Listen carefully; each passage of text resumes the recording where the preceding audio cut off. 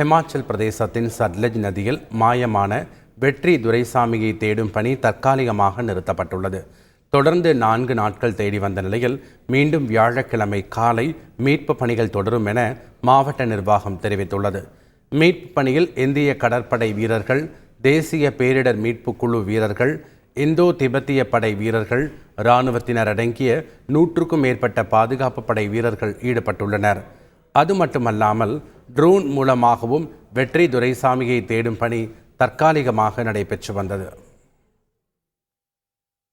முன்னாள் மேயர் சைதே துரைசாமியின் மகன் வெற்றி துரைசாமி மாயமான சம்பவத்தில் விபத்திற்கு முன்னதாக அவர் உணவகம் ஒன்றில் செல்லும் சிசிடிவி காட்சி வெளியாகியுள்ளது.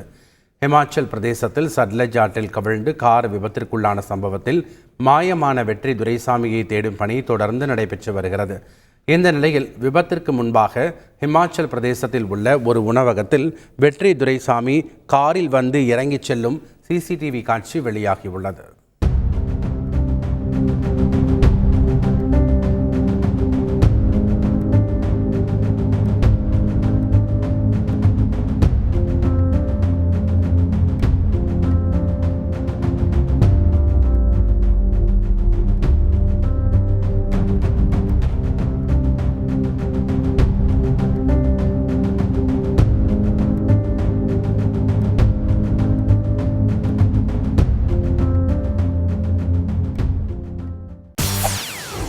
செய்திகளை உடனுக்குடன் தெரிந்து கொள்ள உடனே சப்ஸ்கிரைப் பண்ணுங்க.